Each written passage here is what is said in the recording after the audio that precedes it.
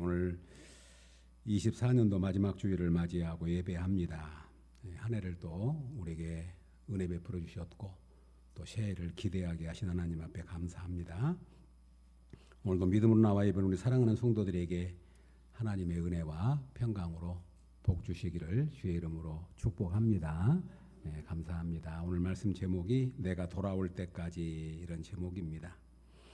오늘 이 말씀은 열 문화 비유로 예수님의 비유 중에 하나입니다. 이 비유는 예수님의 달란트 비유와 쌍둥이 비유입니다. 중심 내용은 동일합니다. 그런데 오늘은 열 문화 비유로 예수님이 말씀하고 계십니다. 오늘 이 비유의 배경이 나옵니다. 오늘 비유의 배경이 11절에 보면 그들이 이 말씀을 듣고 있을 때에 바로 앞에 있는 내용이죠. 삭개오에 대한 이야기입니다. 우리 예수님이 삭개오 집에 들어가셔서 삭개오와 함께 유하면서 하나님의 나라의 비밀을 이야기합니다. 삭개오가 예수님을 만나고 난 다음에 그가 변화가 되지요.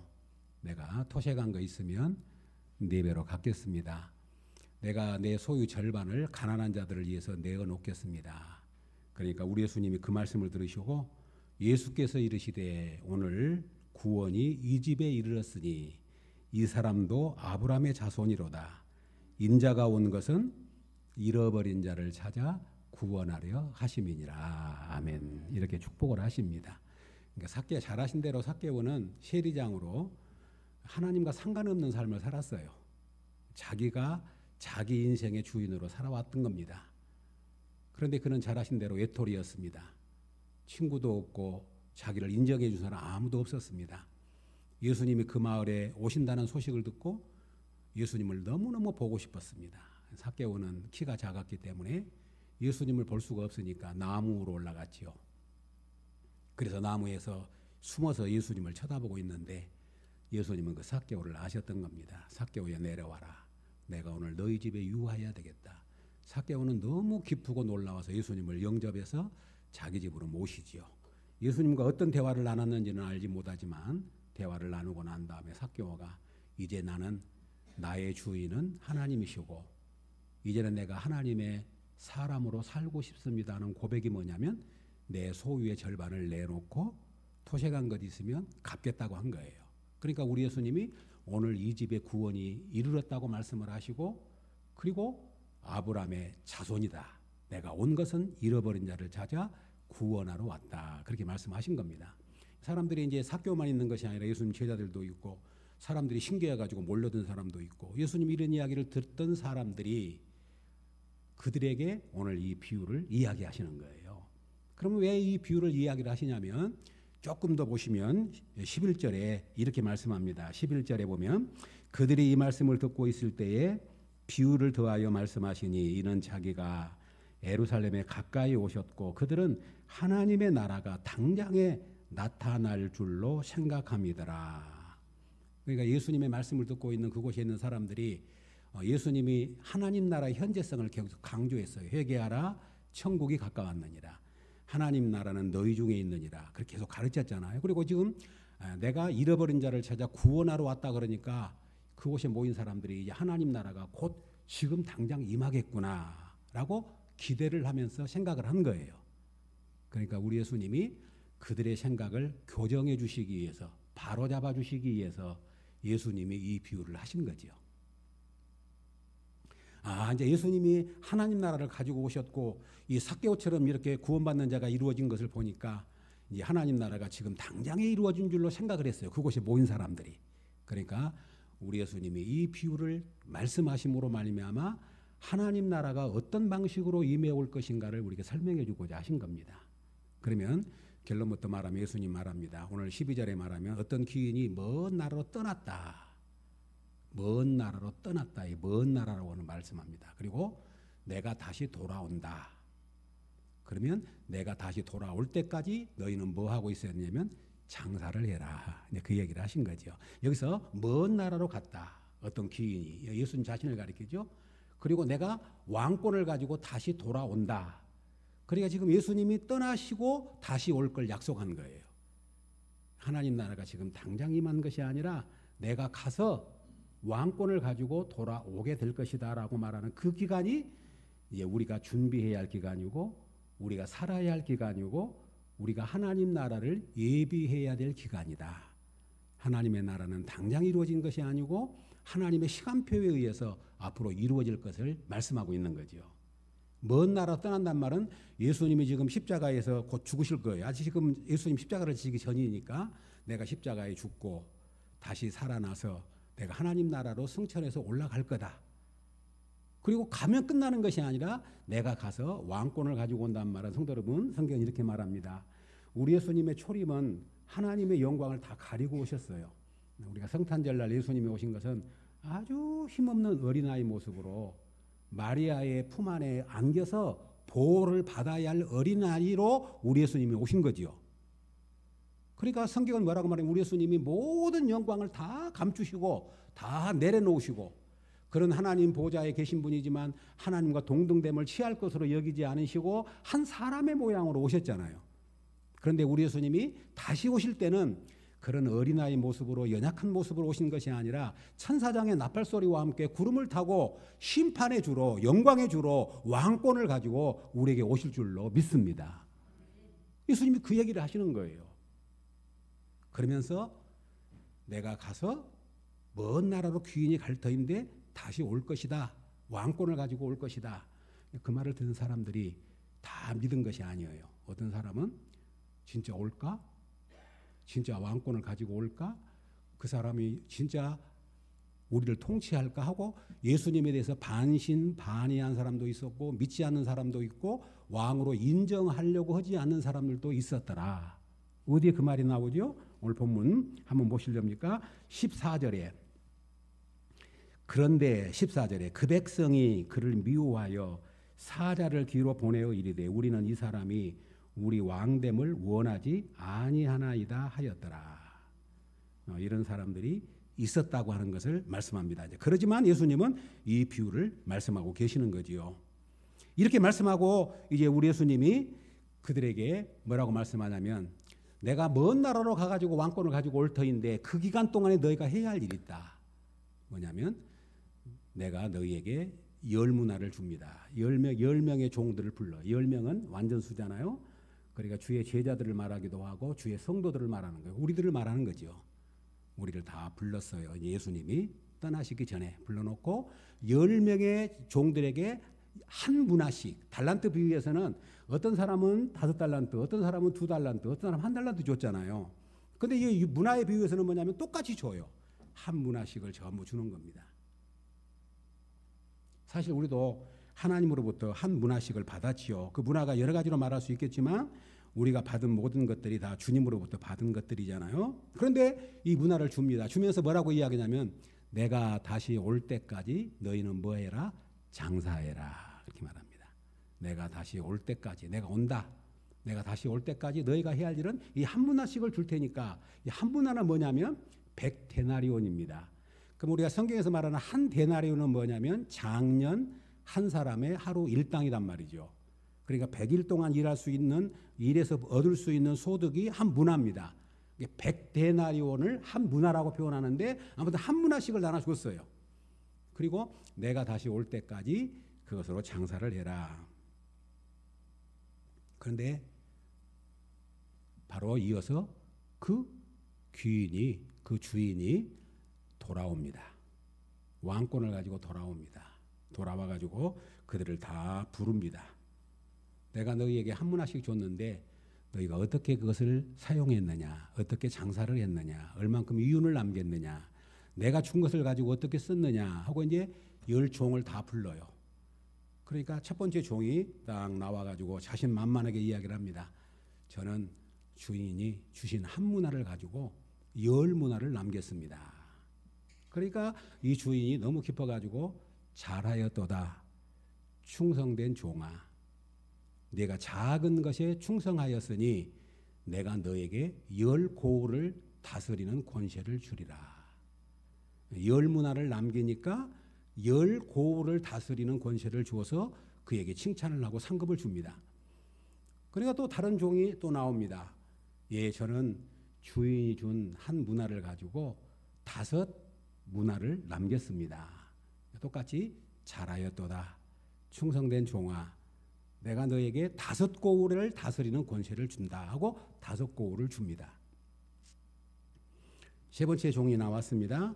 그런데 이 종은 나와가지고 이렇게 이야기합니다. 주인이 준 이 한 문화를 저는 수건에다가 잘 쌓아두었습니다. 수건에다가 이렇게 잘 쌓아두어가지고 이 한 문화를 그대로 가지고 왔습니다.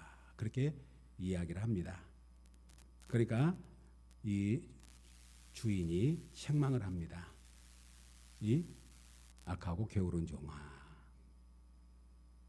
내가 너에게 장사하라고 했는데 왜 그것을 쌓아두었느냐. 그 책망이지요. 성도 여러분, 여기서 이제 우리 주님 말씀하시고자 하는 의도가 그겁니다. 수건에 쌓아뒀다. 수건에 쌓아뒀다고 하는 것은 그 당시에 소중한 것을 보관하는 방법입니다.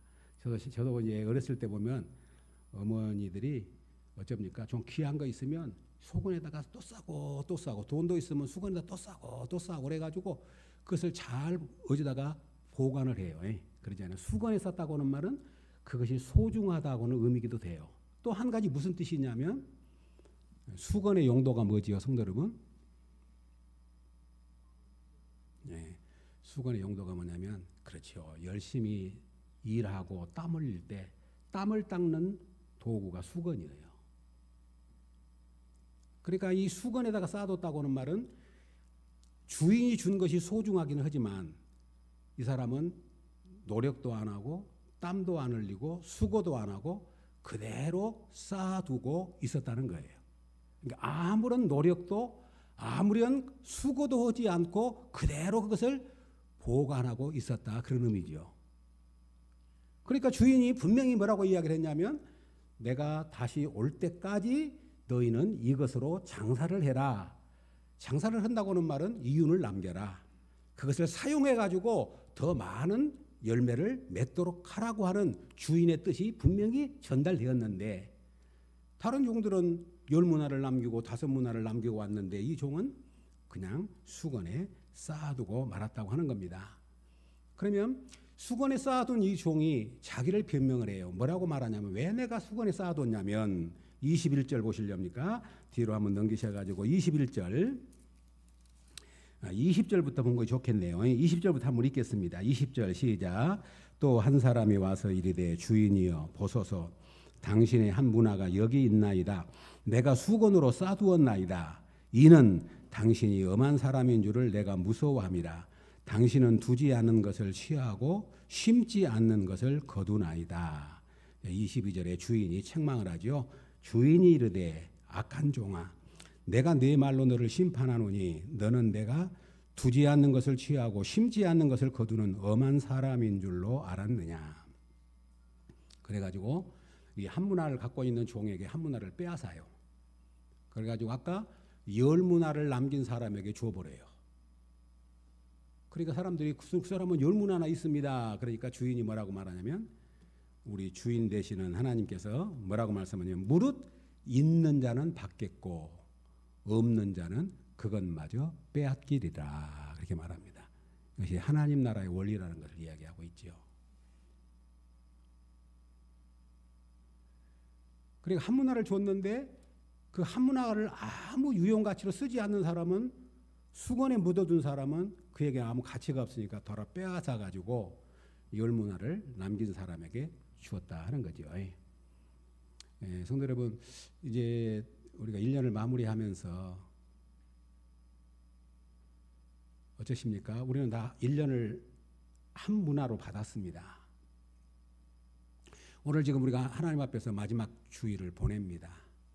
그러면 하나님이 나에게 맡겨주신 것, 나는 열심히 장사하고 열심히 수고해서 이윤을 남기고 그것이 주인의 뜻대로 그것을 사용하고 있었는지, 그렇게 우리 주님께서 우리에게 맡겨신 일을 잘 순종하신 우리 성도님들인 줄로 믿습니다.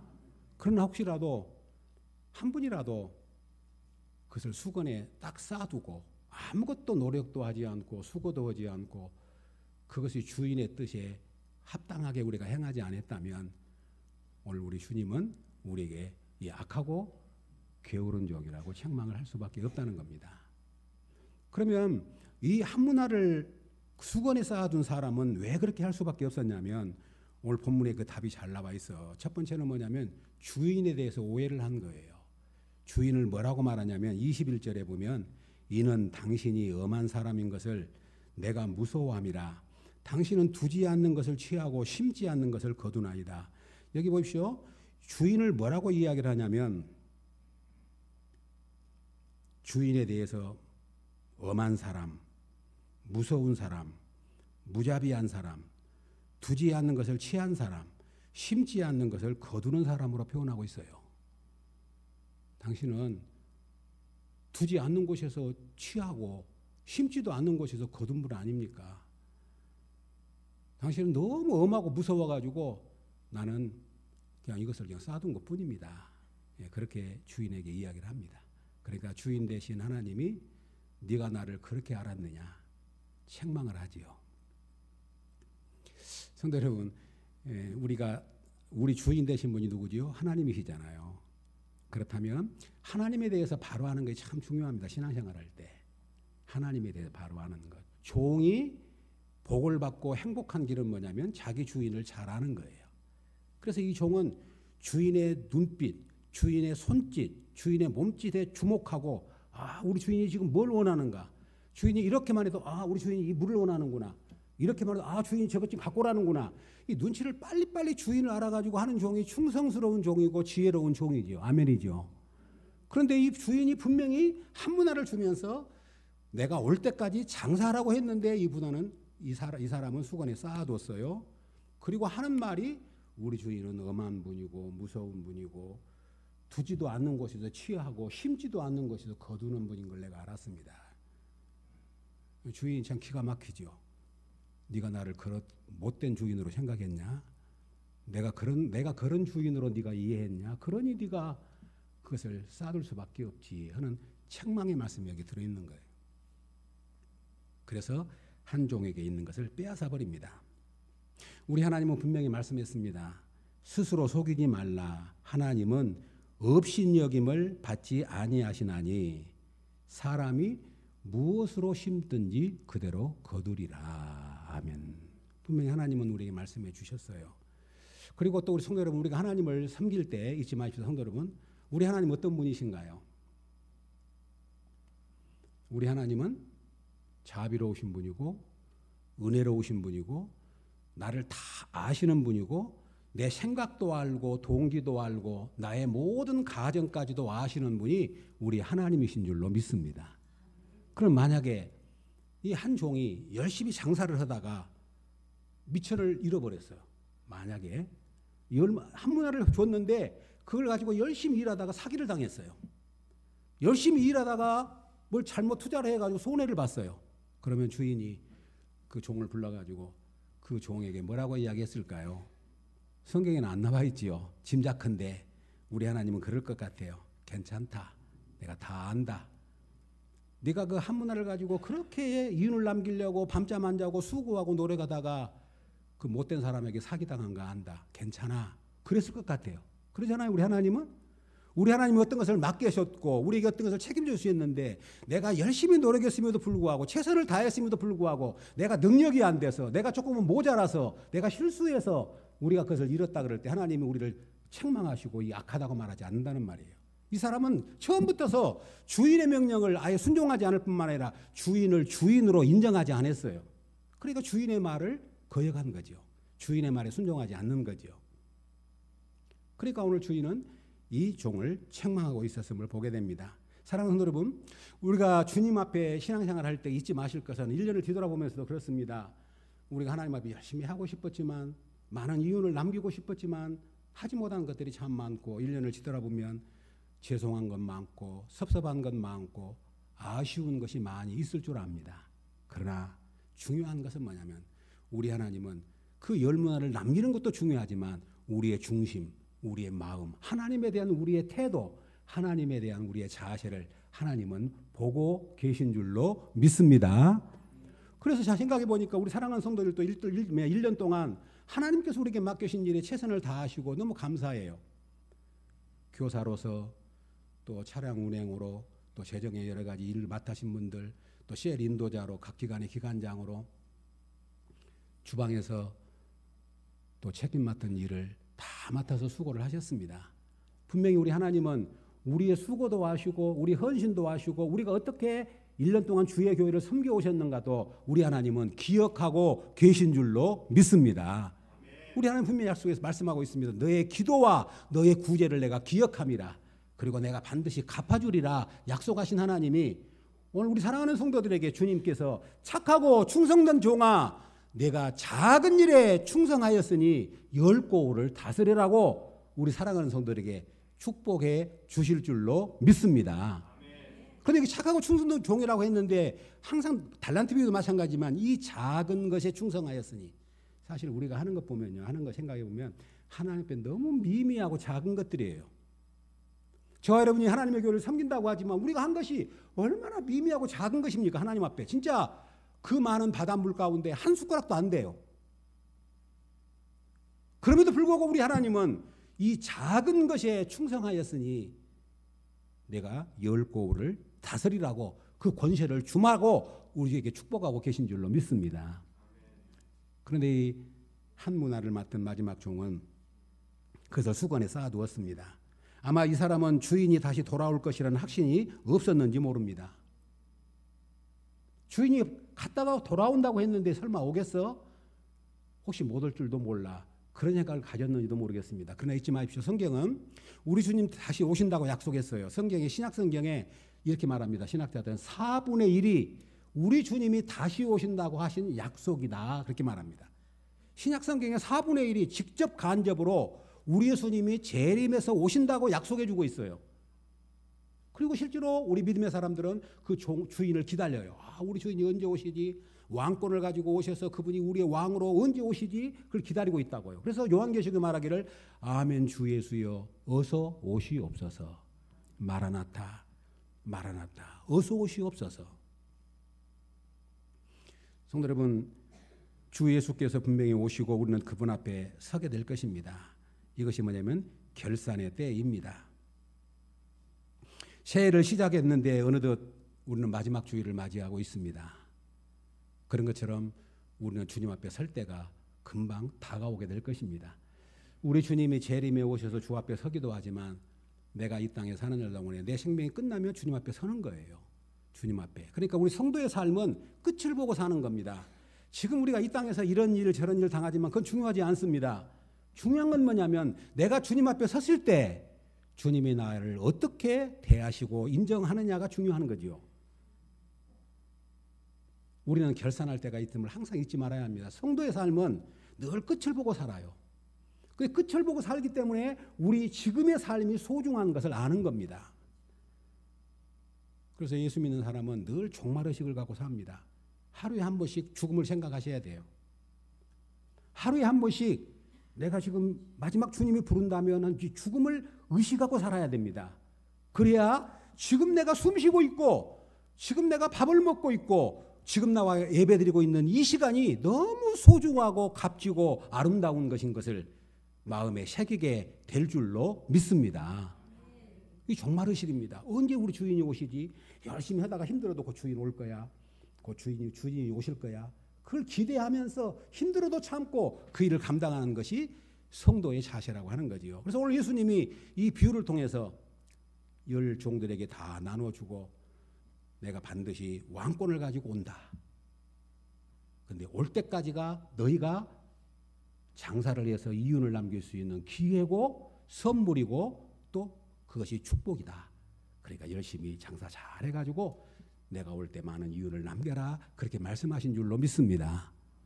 사랑하는 예천교 성도 여러분, 이제 우리는 여기까지 왔습니다. 곧 주님이 이제 우리가 앞에 서게 될 터인데 주님 앞에 섰을 때 우리는 어떤 종의 모습으로 설 것인가? 내가 너희가 한 문화를 줬는데 너 그거 어떻게 했느냐?